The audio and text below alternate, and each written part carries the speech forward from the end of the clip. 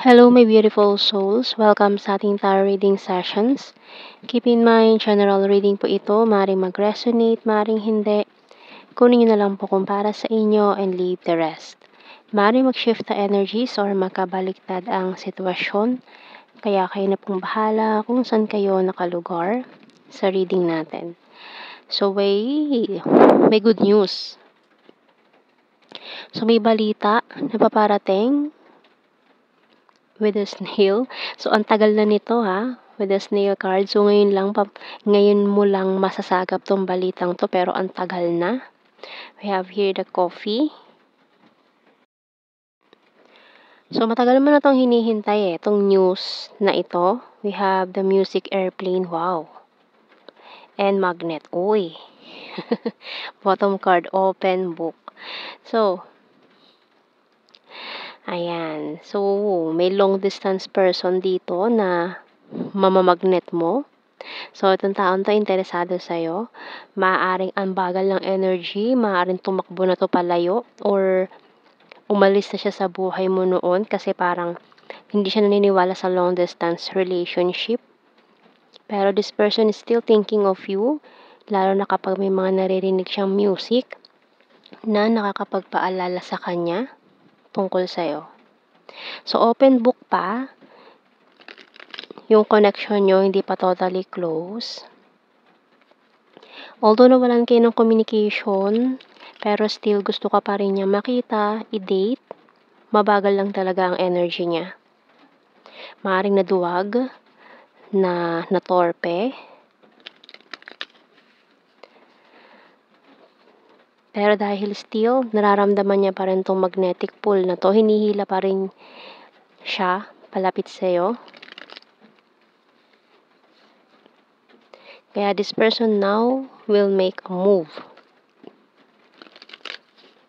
So, ang tagal mong hinintay to, napakatagal, pero ngayon lang mangyayari. Ayan hindi siya makakatulog kaiisip sa'yo And nasasaktan siya, na umiwas siya.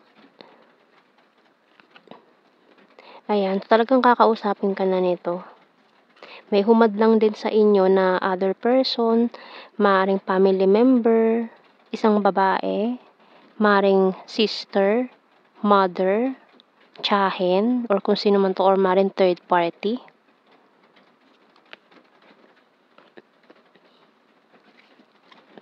Okay, so gusto ka talaga niya.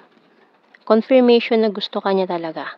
Maaring nagkakilala lang kayo talaga nitong taon to sa social media, online, dating apps, or kung ano man sa man kayo nagkakilala, long distance.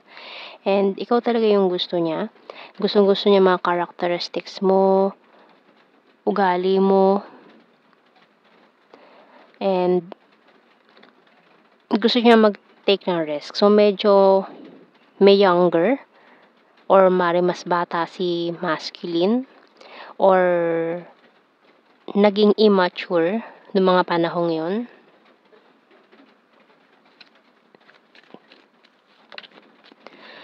So, dalawang cards natin dito. Spread your wings by Archangel Ariel. Do not hold back right now. The timing is perfect and you're ready to soar. Counselor by Archangel Azrael. You are a natural counselor. Many people benefit from your guidance and reassurance.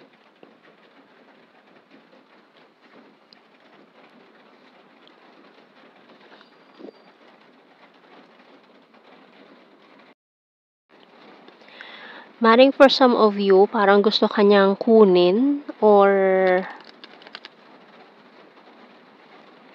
para hindi na kayo magkahiwalay, kukunin ka na lang niya para ikaw yung lumipat sa area niya or siya ang lilipat on your area. May change location na mangyayari dito para mag-workout, mag-meet kayo. Moving forward. Ayan. So, may mag-move forward nga isa sa inyo. Mag-move in. Ayan. Sorry, I'm wasted.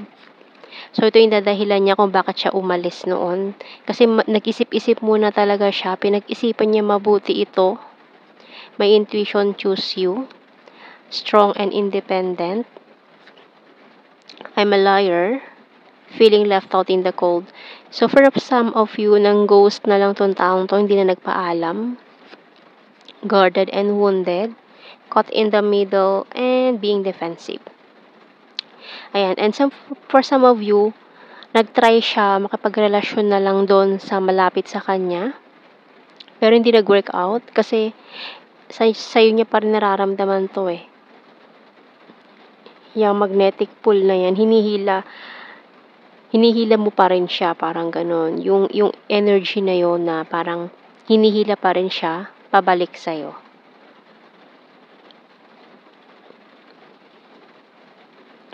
So, tingnan natin.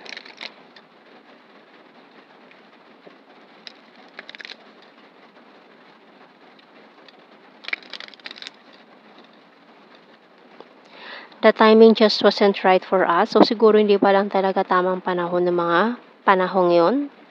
I couldn't let you get close to me. Kaya hindi kanya napalapit sa kanya ng ganon. Kasi parang defensive pa nga siya. Ayan, ito pala, hinahanap ko eh. Ayan, kasi defensive pa siya, mga panahong yun. You don't know how hard it was to let you go. Ayan, no? Hindi naman niya ginusto na bitawan ka, pero kinailangan lang niyang gawin para siguro makapag-isip-isip din siya muna kung sigurado ba talaga. I wish I could take back my words. So, ito mga sinabi niya sa'yo is panay kasinungalingan lang about sa separation nyo. I'm a liar. So, yung reason ng separation nyo is hindi totoo yung mga sinabi niya. Nagdahilan na lang to. Pero mahal ka niya talaga. You and I were too young. I'm starting to understand our connection. So, ayan, naunawaan niya na kung ano ba meron kayo ngayon after this pag-iisip-isip. Just being near you is intoxicating. I want you.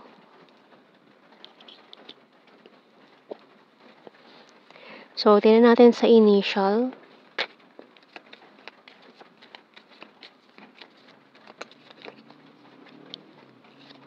K, Z, Q,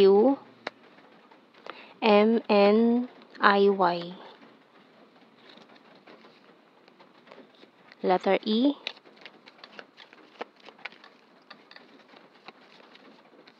B,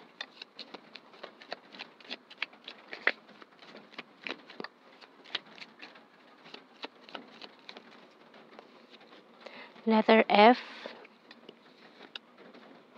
letter A, N, bottom card.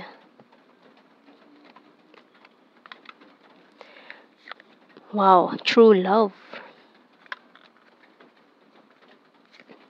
Union of hearts. And courage. So, nag-iipon pa nga siya ng lakas ng loob. Kaya ang bagal eh. Kaya ang bagal ng energy kasi nag-iipon pa siya ng courage. So, tingnan natin. General signs and messages. Ayan, kailangan pa ng pasensya. Very loyal, March, Capricorn, and Chaser. So, maghahabol na to ngayon. Number 2. Wands is fire sign, Aries, Leo, Sag. Confirmation na it's a long distance. Hilarious. Quiet person. Creepy stalker. Sexy body. Flower, peace offering. Sword is air sign, Gemini, Libra, Aquarius. Nature lover, number 1. Very lucky, kind-hearted. Intelligent. Nag-overthink pa siya. Air sign again, Gemini, Libra, Aquarius. Killer smile. Water sign, maaring it's a water sign. Yung pinili niya, maaring kapitbahay nila. Ayan. Cancer, Scorpio, Pisces. Na malapit lang sa kanya na yun yung naging karelasyon niya. Kaya siya lumayo. And then, na-confuse. Kasi, wala siya nararamdaman doon eh. We have here Libra. Logical. Weird. Sweet. June, rainy season, December, North PH, and number 4.